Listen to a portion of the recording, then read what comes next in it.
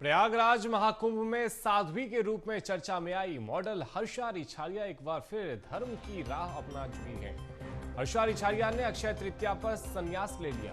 उज्जैन के मौनी तीर्थाश्रम में पंचायती निरंजनी अखाड़ा के पीठाधीश्वर महामंडलेश्वर स्वामी सुमनानंद गिरी महाराज ने उन्हें संन्यास की दीक्षा दी है। परंपरा के अनुसार उन्हें शिखा और दंड त्याग की विधि कराई गई। साथ ही तर्पण, पिंडदान और श्राद्ध कर्म भी कराए गए, जो पूर्व जीवन के त्याग और नए आध्यात्मिक जीवन की शुरुआत मानी जाती है।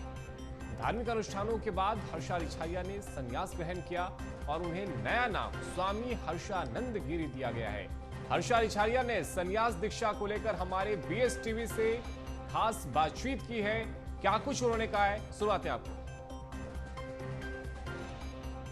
कल की नगरी उज्जैन और आने वाला है सिंहस्थ, लेकिन उससे पहले सबसे महत्वपूर्ण कि प्रयागराज जो कि कुंभ में एक अलग ही ग्लैमर में जो अपने आप को बहुत ही ज्यादा पूरे भारतवर्ष में जिस तरह सुर्खियों में छाई हुई थी, आज उज्जैन आ पहुंची है। और सबसे महत्वपूर्ण बात कि यहाँ पर उनका पिंडदान हुआ। जी हाँ, हम बात कर रहे हैं प्रयागराज से जो फेमस हुए। हमारे साथ आज मौजूद है हर्षा रिछारिया जी। आज उनसे हम बात करेंगे कि आज वापिस उनको जो सुर्खियों में आने का एक महत्वपूर्ण जो एक शब्द उनकी जो फेमस जो आगे धीरे धीरे उनकी जो एक क्लैरिटी बढ़ रही है कि उन्होंने पिंडदान जो है उनका किया गया। आप आज यहाँ पर आई हैं, आप बताइए कि किस तरह से आज पिंडदान हुआ और एक उज्जैन बाबा महाकाल की नगरी चूंकि आगामी सिंहस्थ है, क्या मानते हैं इसको? देखिए, सिंहस्थ वैसे मेरे जीवन में बहुत खास भूमिका रखता है और ये बचपन से ही रखता आ रहा है। बाबा महाकाल की बहुत कृपा मुझे मिली है। और जब मैं उज्जैन आई थी तो मैं ये सोच रही थी, मैं इतने सालों से उत्तराखंड में हूँ, ये अचानक से कैसे जीवन में ये कैसे हो गया कि मैं उज्जैन आ गई। तो सब कुछ निर्धारित होता है, हमें कुछ पता नहीं होता है, सब ईश्वर ने पूरा सोच के रखा है। तो यहाँ पे आना, आज संन्यास दीक्षा लेना, मतलब अभी तक हम सुनते थे संन्यास लेना, लेकिन जब खुद के हाथों से खुद का पिंडदान जीते जीत करना होता है, सिर्फ ये सोच के कि अब हमें इसके आगे जो करना है, अब हम किसी एक परिवार से नहीं बंधे हुए हैं, अब हम पूरे समाज के, पूरे देश के हैं।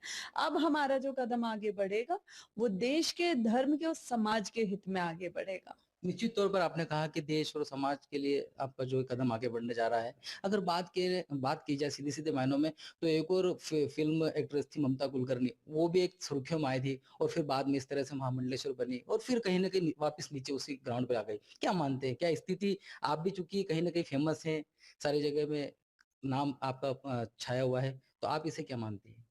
मैं इसे ईश्वर की कृपा मानती हूँ और बिना उनकी कृपा के, महादेव की कृपा के, मुझे नहीं लगता कि मैं इतना बड़ा कदम उठा सकती थी इतने हंसते हुए। और देखिए, सबका अपना प्रारब्ध होता है। आपका अलग होगा, मेरा अलग होगा। हो सकता है कि आपने किसी कदम को जोश जोश में उठाया हो, उसमें आपका कुछ ना लिखा हो, आप पीछे लौट गए, लेकिन मेरा उसी में लिखा हो, इसीलिए मैं आज, ठीक है, महाकुंभ की वजह से हर्षा पहले दिखी, लेकिन हर्षा उसके पहले भी धर्म के लिए काम कर रही थी। हर्षा उसके पहले भी धर्म के प्रति जागरूक करने के लिए काम कर रही थी।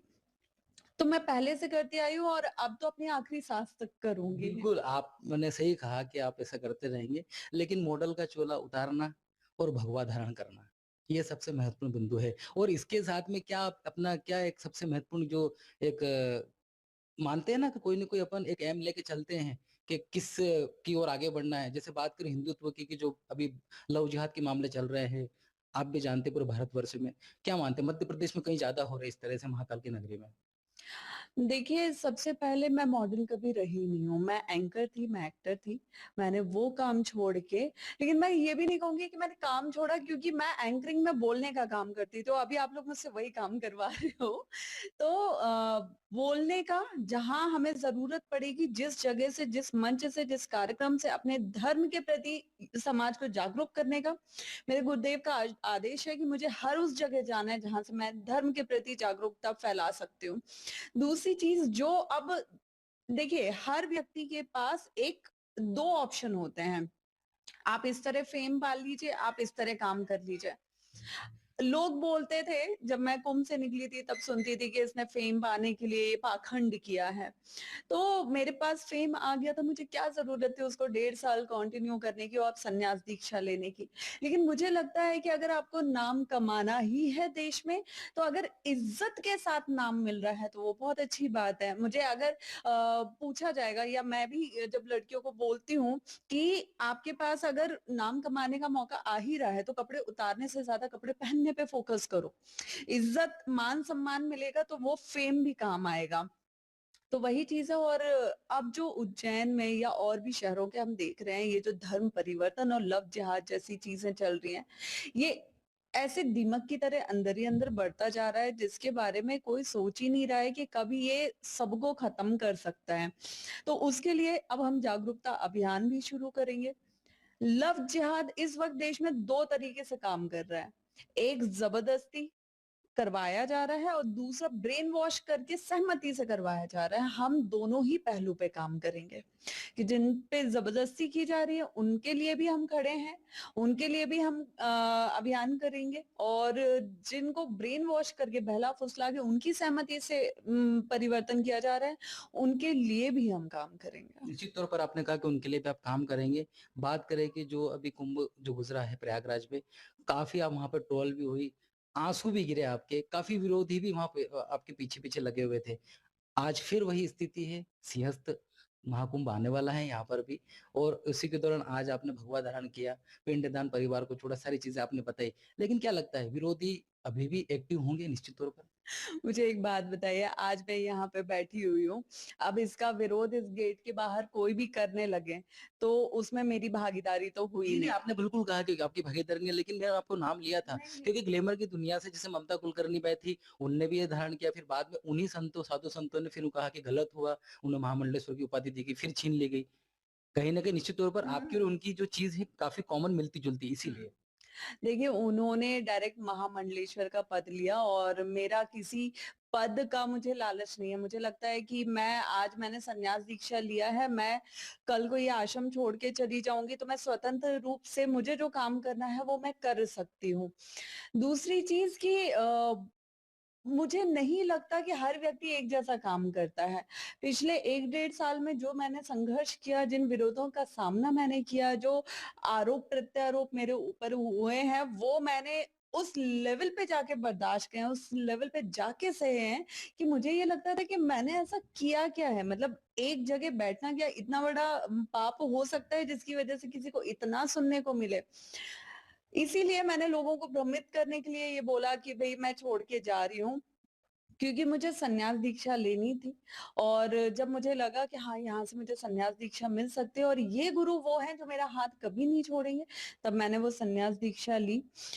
तब तक मैं अकेली खड़ी थी, आज कम से कम मुझे ये तो पता है कि मेरे गुरुजी मेरे साथ खड़े हैं, जो मुझे कुछ ना करें, तो कम से कम मुझे सही-गलत का फ़र्क और किस दिशा में आगे कैसे बढ़ना है, ये तो मार्गदर्शन करेंगे। बिल्कुल, आपने सही कहा कि गुरुजी ने आपका हाथ पकड़ रखा है और आपको आगे तक ले जाएँगे। क्या महामंडलेश्वर आपको बनाएँगे आगे जाके? तो आप मानते हैं कि इन चीज़ों को लेके आपके दिमाग में कुछ न कुछ चल रहा है? नहीं, नहीं, इस चीज़ को लेके नहीं चल रहा है। मुझे नहीं पता कि जब भी धर्म की बात उठती है तो सबसे पहले महामंडलेश्वर पद की बात क्यों उठ जाती है।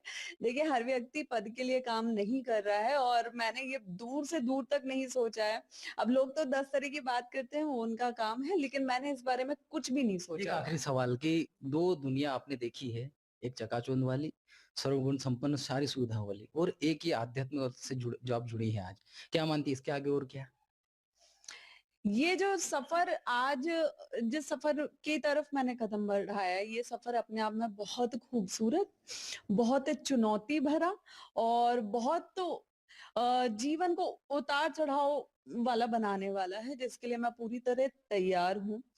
इसके बाद इस रास्ते पे चलते हुए जो होगा, वो सबके सामने होगा, सब उसे देखेंगे, सब उसके साक्षी बनेंगे। जी, बिल्कुल, आपने देखा कि किस तरह से इन्होंने आज जो भगवा धारण किया है, काफ़ी पहले भी इन्होंने इस तरह से इस राह पर निकल पड़ी थी, लेकिन आज पूरी तरह से इनका पिंडदान खुद बताया कि इनका हो चुका है। बहरहाल, आगामी सिंहस्थ महाकाल की जो पवित्र धार्मिक नगरी है, इसमें और